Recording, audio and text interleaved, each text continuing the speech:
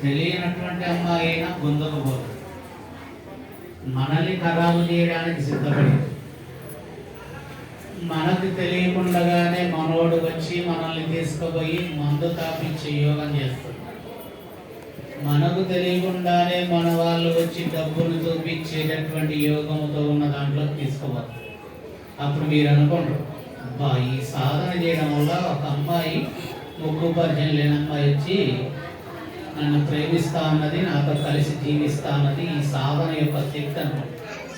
కానీ అక్కడ మీకు తెలియదు ఏంటంటే అక్కడే బ్రేక్ అయిపోయింది, ఇంకా లేదు మీకు సాధన యోగం అని. డబ్బు చూపించేవాడు వస్తాడు, ఈ సాధన చేసి చేయడం వల్ల నాకు డబ్బు ఇచ్చేవాడు అమ్మవారే పంపించిందిలే, ఆ డబ్బు నోటితో పోదాం అంటే అంతటితోనే సాధన ఆగిపోయింది. ఇటువంటి పరీక్షలు 5వ దాంట్లో జరుగుతాయి, నాకు అన్ని అనుభవాలు కాబట్టి.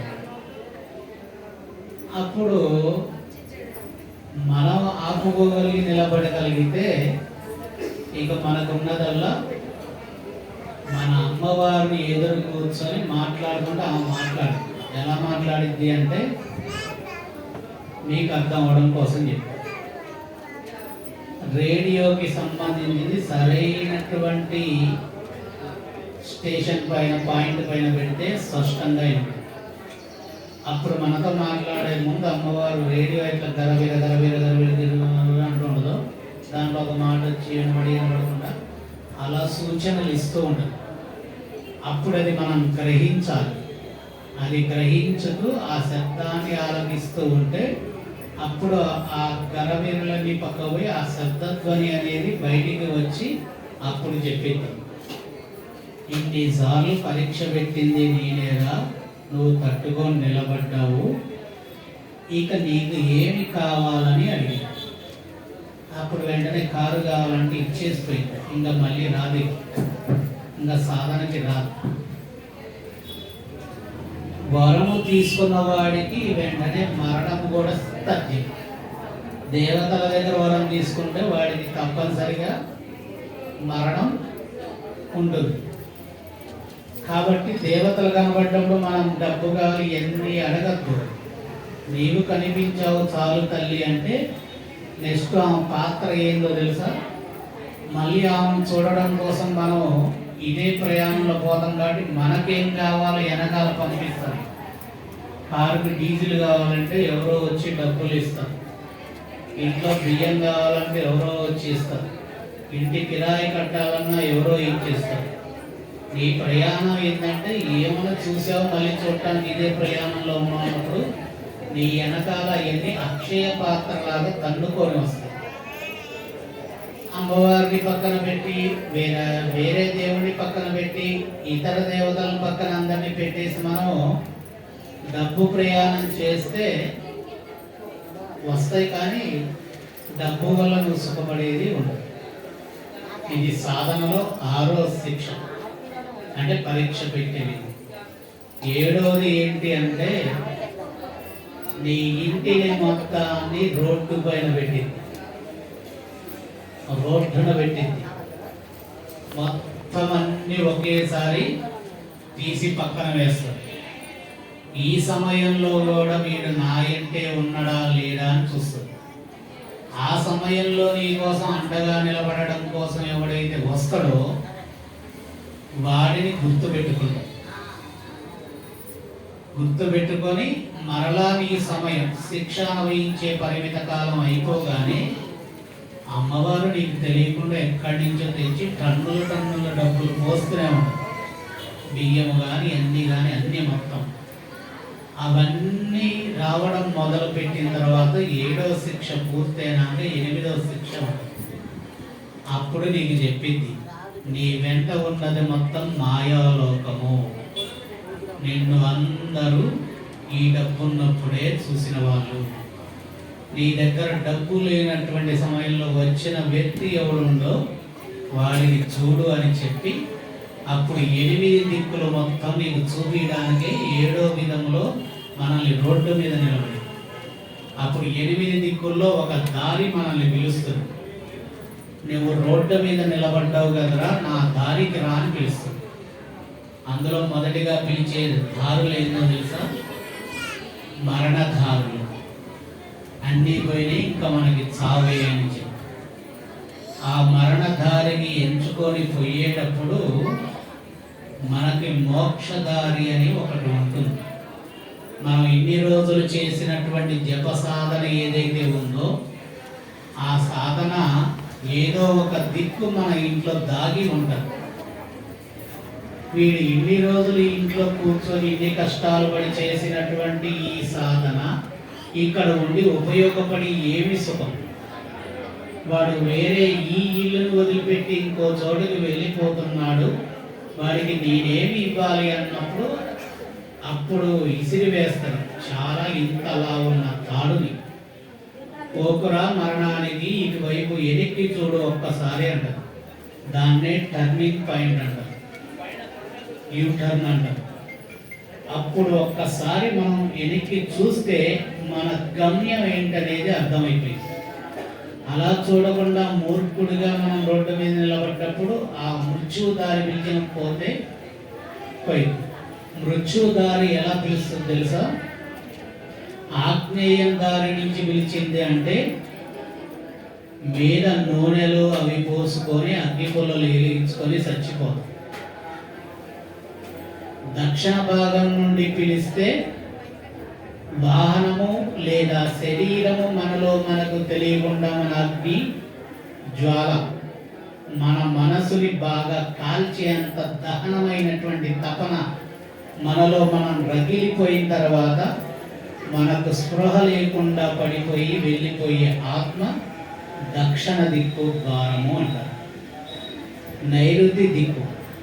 నైరుతి దిక్కు ఏంటంటే పరుగు తీసి చంపేటటువంటి యోగాన్ని కలిగిన దారి.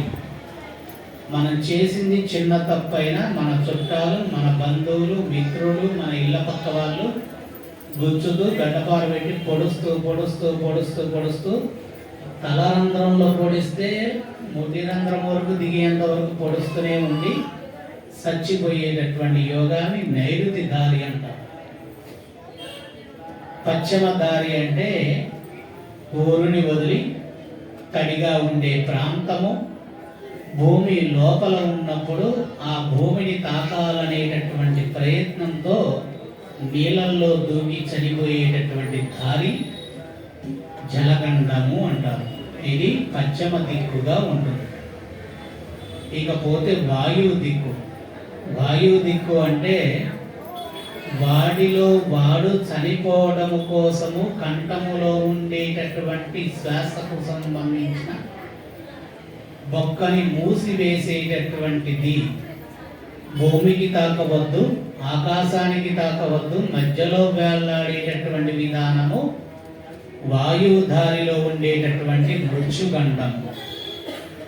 కుబేర గండము ఉంటుంది. డబ్బులిచ్చి మనకు మనమే చంపించుకునేటటువంటి యోగము.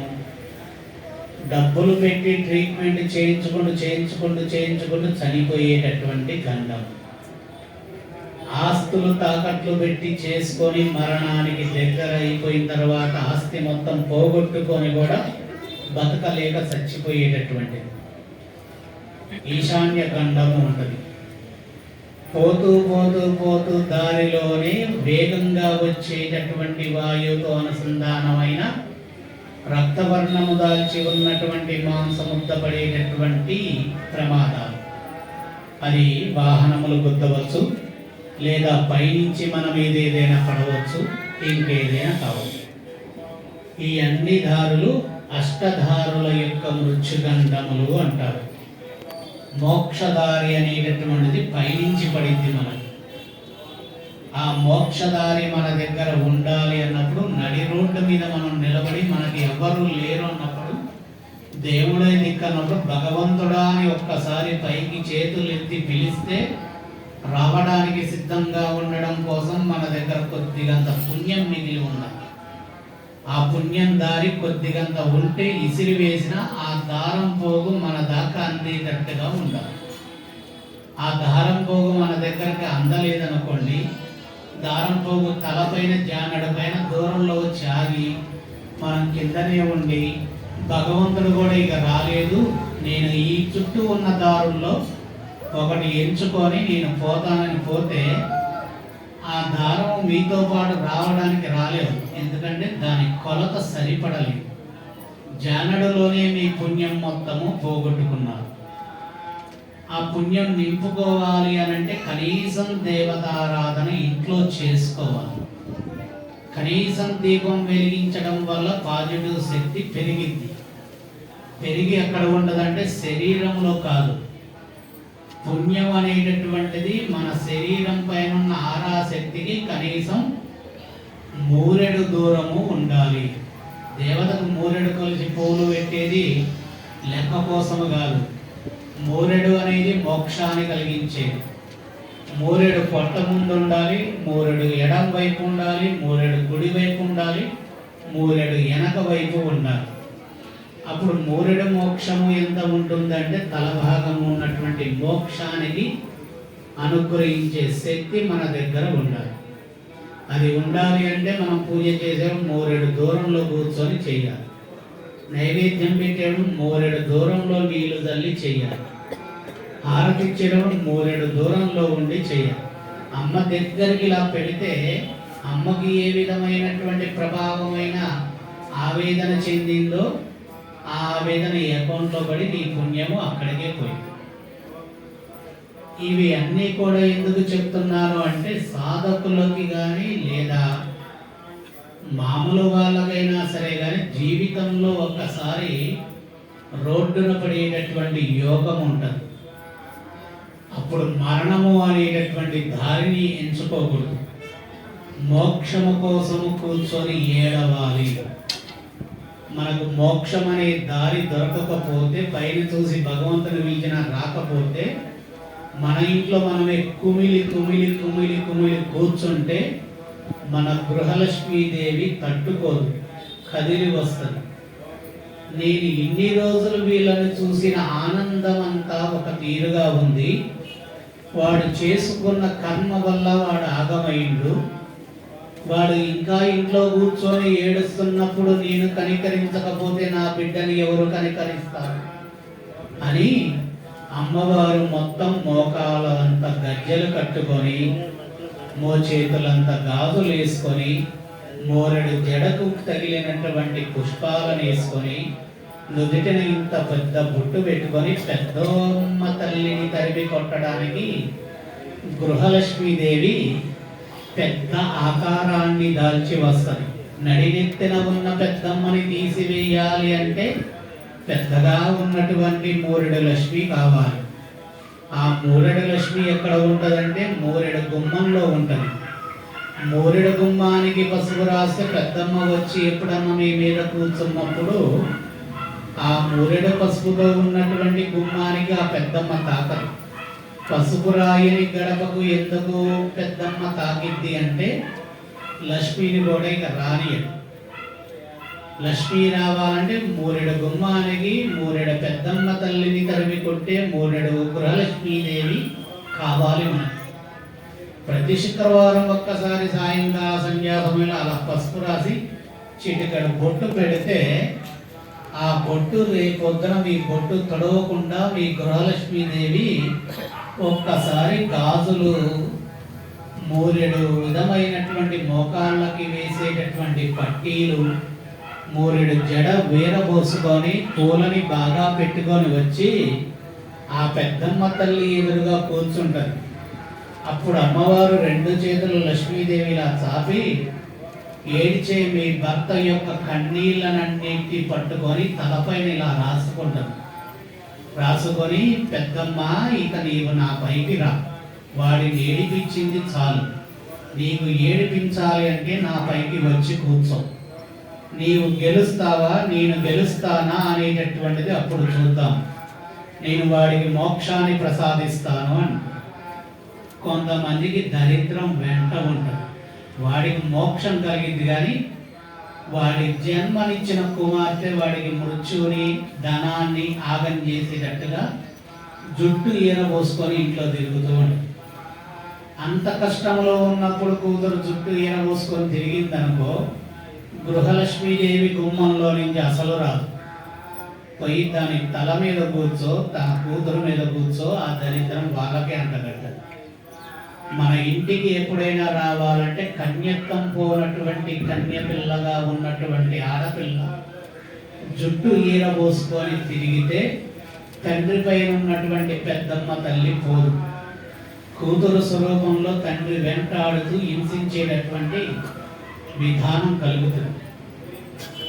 ఆ విధానం పోగొట్టుకోవడం కోసము ఇంట్లో ఉన్నంత వరకైనా సరే భర్త మునిగి కష్టాల్లో మునిగి పీకల లోతుల్లో ఉన్నాడు అన్నప్పుడు మన దగ్గర ఉన్న ఒక ఆయుధమే మన గృహలక్ష్మీదేవి. మన ఇంట్లో మన కూతుర్ని ఆ జుట్టు వీరబోసుకోకుండా నిలబెట్టి కూర్చోబెట్టితే గృహలక్ష్మీదేవి మాత మోకాళ్ళ నిండా పట్టీలను వేసుకొని, నడుముల నిండా ఉద్దానాలు పెట్టుకొని, మోచేతులు గాజులు పెట్టుకొని పెద్దమ్మ తల్లి ఆశ్చర్యపోయే ఆకారముతో వస్తుంది.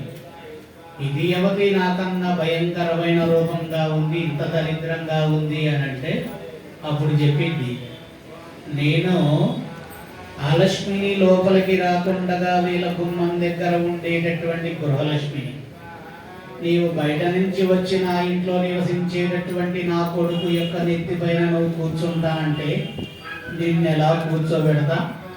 అది నా స్థానము, నేను మాత్రమే కూర్చోవాలి.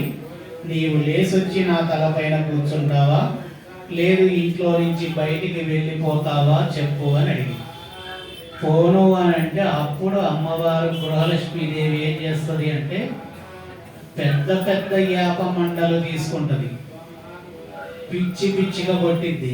ఎవరిని? పెద్దమ్మ తల్లిని. పెద్దమ్మ అంటే ఎవరు?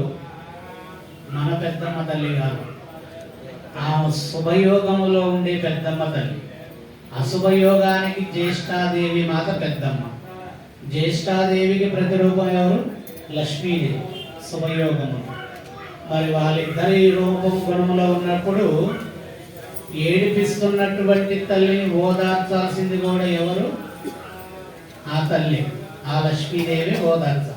ఎందుకు ఇంకా చాలు వాడిని ఏడిపించడం, ఇక నువ్వు నాకు వదిలేసి వెళ్ళు, వాడికి కావాల్సింది నేను ఇచ్చకుండా ఇక చాలు, వాడు దెబ్బలు తిన్నాడు, మరీ ఒత్తిడి చేయకు, ఇంకా భయపడతాడని చెప్పి అన్నప్పుడు ఆ పెద్దమ్మ తల్లి ఈ లక్ష్మీదేవి తల్లి పైకి వస్తుంది. వచ్చేడు కుమార్తె చుట్టేరు వస్తుంటే డూపుకుంటూ వచ్చింది అనుకోండి, లక్ష్మీదేవి మీదకి పోదు.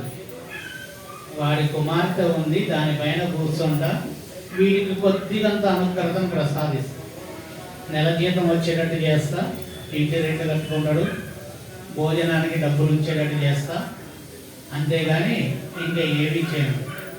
కొడుకుకి మొలతాడు మూరేడు మొలతాడు లేని కొడుకు ఇంట్లో తిరిగిందంటే తండ్రి ఏ సంపాదన చేయడు. పెద్దమ్మ మగవాళ్ళకు మొలతాడు దగ్గర ఉంటుంది, ఆడవాళ్ళకు మూరెడు జుట్టు పెరిగినటువంటి కన్యపిల్ల దగ్గర ఉంటుంది పెద్దమ్మ. జుట్టు ఈరబోసుకొని తిరిగేటటువంటి ఆడపిల్లతో మొలతాడు లేనటువంటి మగపిల్లగాడు తిరిగే ఇంట్లో ఎప్పుడు దరిద్ర పెద్దమ్మ తల్లి మంచిగా ఆనందంగా మూరెడు మూరెడు అడుగులు వేసుకుంటూ తిరుగుతూ ఉంటుంది. అటువంటి తల్లి రోడ్డు మీద ఉన్నప్పుడు మనం ఇంట్లో కూర్చొని రోడ్డుకి ఎక్కకుండా మన కుటుంబంలో మనం ధైర్యంగా ఉండి ఏడ్చుకుంటూ ఉంటే అప్పుడు గృహలక్ష్మితో ధైర్యలక్ష్మి వస్తుంది, ధైర్యలక్ష్మితో కార్యలక్ష్మి వస్తుంది, కార్యలక్ష్మితో విజయలక్ష్మి వస్తుంది, విజయలక్ష్మితో ధనలక్ష్మి వస్తుంది, ధనలక్ష్మితో విద్యాలక్ష్మి వస్తుంది, విద్యాలక్ష్మితో ఆదిలక్ష్మి వస్తుంది, ఆదిలక్ష్మితో అంతా సమకూరుతుంది మన ఇంటికి. ఎప్పుడైనా సరే ధనము లేదు, రోడ్డుకెక్కి మనం వెళ్ళిపోయామంటే మనల్ని మృత్యుదారులు పిలుస్తారు. ఏదీ లేనప్పుడు మనకు అండగా నిలబడేది మన ఇంటి కిరాయి ఇల్లు అయినా సరే మన గృహలక్ష్మి గుమ్మం దేవి తప్ప నీ కుల దేవత రాడు, నీ గ్రామ దేవత రాదు, ఎవరు రాదు. ఏమీ లేనప్పుడు నిన్ను కాపాడేటటువంటి నీ ఇల్లు మాత్రమే. చనిపోయేంత వరకు ఒక ఇల్లు ఉండాలి అనేది ఎందుకంటే మరలా వాడి కుమారుడికి ఇల్లు దొరికింది, గృహలక్ష్మి దొరికింది. గృహము లేకుండా మరణించినటువంటి వాడి కుమారుడికి కూడా చాలా సమయం పట్టింది ఇల్లు దొరకడానికి. వాడికి ఇంకొక ఇల్లు దొరకడానికి ఇంకా సమయం పట్టింది. అటువంటిది ఏది కాకుండా మనం బాగా సుభిక్షంగా ఉండాలి అంటే మన ఇంట్లో మనము గుమ్మాన్ని పూజించుకునేటటువంటి యోగాన్ని ఆదిశంకరాచార్యులు భగవానుడు మహాలక్ష్మిని పూజించేటటువంటి అష్టాదశ శక్తి పీఠాల్లో మహాలక్ష్మిని పూజించేటప్పుడు ఒక్కొక్క దేవతని ఒక్కొక్క దగ్గర ఆవిర్భావం చేశాడు.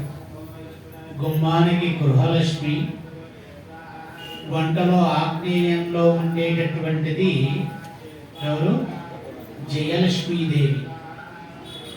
ఏది వండి పెట్టినా జయాన్ని కలిగించేటటువంటి శక్తిని భార్యకి అందించి అటువంటి విధమైనటువంటి సాంప్రదాయాన్ని లక్ష్మీదేవిని ఇంటికి మాత్రమే అంకితం చేశారు ఆదిశంకరాచార్యులు భగవానుడు. ఇంటి పేరు గౌరీ ఇల్లు అని ఎవరు పెట్టుకోరు, సరస్వతి ఇల్లు అని పెట్టుకోరు. గృహలక్ష్మి అని ఎందుకు పెట్టారంటే సూర్యుడు పడి వెళ్ళి చంద్రుడు పడి వెళ్ళి ఉండేటటువంటి భూగమన ప్రమాణం ప్రకారముగా భూమి మీద ఉన్నటువంటి విధానానికి అధినేతలు ఎవరు అనంటే విష్ణు లక్ష్మీలు మాత్రమే. భూమి అంటే భూదేవి, భూగ్రహానికి అధినేత ఎవరు అనంటే విష్ణుమూర్తి. భూమిపైన ఏది నిర్మాణం చేసినా అది గృహదేవిగా గృహలక్ష్మికే చెందింది. అందులో ఏ వస్తువు ఎలా అందంగా ఉండాలన్నా ఆ లక్ష్మీదేవి మాత్రమే అందంగా మార్చుకుంటుంది. ఎందుకు మార్చుకుంటుంది అంటే శ్రీమన్నారాయణ చాలా అందమైన ఆయన.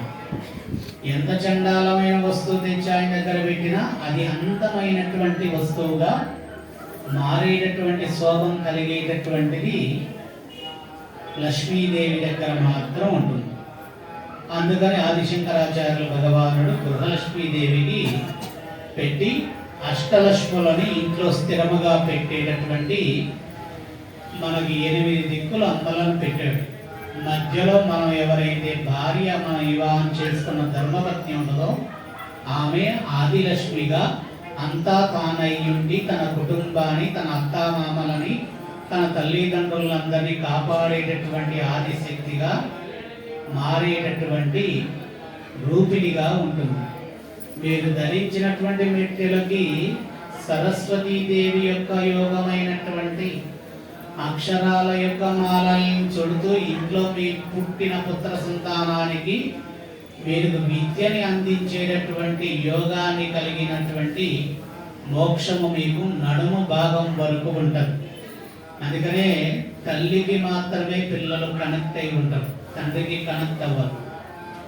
తర్వాత మెడలో ధరించినటువంటి మాంగళ్య శక్తి మీకు భర్త యొక్క పంచ ప్రాణాలని కాపాడేటటువంటి యోగాన్ని పెనవేసుకొని మెడలో అనుక్షణము భర్త యొక్క మృత్యు దోషాన్ని మొత్తము అలహాలముగా మీరు మింగుతూ వారిని కాపాడేటటువంటి శక్తి రూపానిగా ఆ ఆదిలక్ష్మిలో 2వ రూపాన్ని పెట్టాడు ఆదిశంకరాచార్యులు. 3వ రూపముగా నుదిటిన ధరించినటువంటి తిలకధారణ ఏదైతే ఉందో ఆ తిలకధారణ ధరించి ఎంత పెద్దగా నీవు పెట్టుకుంటావో అంత విశేషమైన దీపకాంతితో నీ కుటుంబం వెలిగేటటువంటి కాంతులు చిమ్మేటటువంటి విధానాన్ని కలిగించేటటువంటి విధానాన్ని లక్ష్మీదేవిగా అమ్మవారిని ఆదిలక్ష్మీదేవిని ఆవిర్భావం చేశాడు ఆదిశంకరాచార్యుడు. వీళ్ళందరికీ శ్రీచక్ర ఆరాధన చేసేటప్పుడు ఆదిశంకరాచార్యులు భగవానుడు అష్టాదశ శక్తిపీఠాలు ఒక్కొక్క శ్రీచక్రానికి ఒక్కొక్క బాధ్యత ఒప్పచెప్పారు. మీరు శ్రీచక్రంలో పెట్టుకోగానే లలితాదేవి అని మీరు ఫిక్స్ అయితే అది తప్పే. శ్రీచక్రాలు 18 రకాలు ఉంటాయి. 18 రకాల శ్రీచక్రాలు ఇప్పుడు బయట ఎక్కువగా చేసేది లలితా శ్రీచక్ర ఆరాధన. లక్ష్మీ శ్రీచక్ర ఆరాధన చేయాలి అంటే ఉత్తమమైనటువంటి విధానమైన ఇంట్లో పెట్టుకొని ఆ ధర్మపత్ని నెలలో 27 రోజుల పాటు పూజ చేయాలి. 5 రోజులు సెలవు తీసుకోవాలి. 6వ రోజు ఆ శ్రీచక్రానికి మంచిగా అలంకరమైనటువంటి విధానమైన శోభిత పుష్పకలతో చేసే పూజ మన ఇంట్లో పెట్టుకోవడానికి శ్రీచక్రాన్ని అందించాడు ఆదిశంకరాచార్యుల భగవానుడు.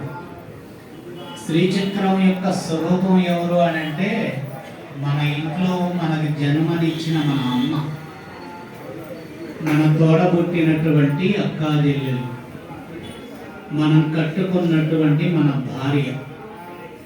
వీళ్ళు కన్నీళ్లు పడ్డాయంటే ఆదిలక్ష్మీదేవి కన్నీళ్లు పడ్డట్టే. ఆదిలక్ష్మీదేవి కన్నీళ్లు పడ్డాయి అంటే మళ్ళీ జ్యేష్ఠాదేవి రాక మీరు పిలిచినట్టే.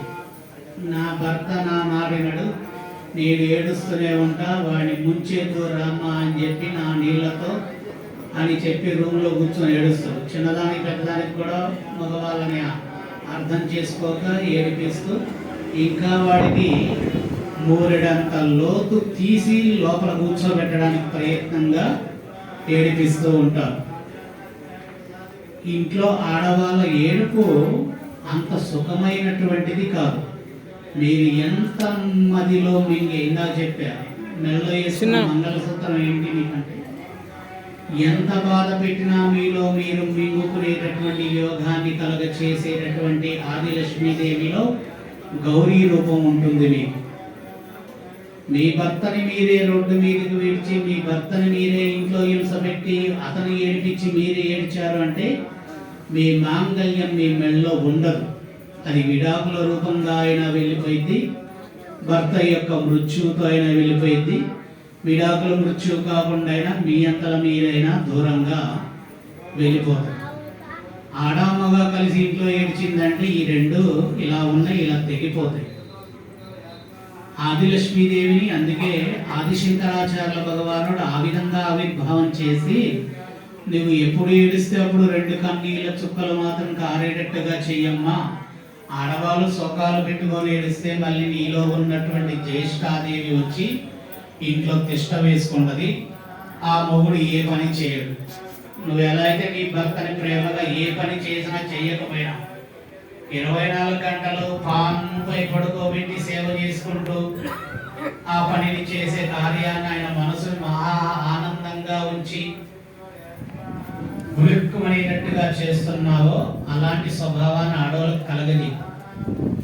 అప్పుడు చీర కావాలంటే చీర, బంగారం కావాలంటే బంగారం, డబ్బులు పర్సులోకి కావాలన్నా ఇస్తాడు. మగవాడి యొక్క భావన ఏంటంటే ఇంట్లో భార్య అర్థం చేసుకుని ఏ విషయమైనా చెప్పింది అంటే వాడు చేయగలరు. అదే ఏడ్చుకుంటూ గొడవ పడుతూ చెప్పిండు అంటే దుకాణం బంద్ అయింది, ఇంకా మోక్షం అనేది ఉండదు. ఇది ఆదిశంకర